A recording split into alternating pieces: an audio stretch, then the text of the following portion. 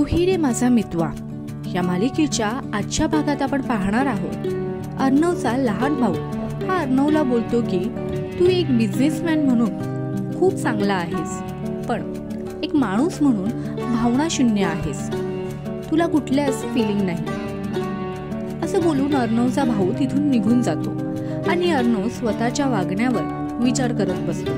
तर दुसरीकडे ईश्वरीच्या आईचा अर्णवला कॉल येतो आणि ती बोलते की मला तुला भेटायचे आहे।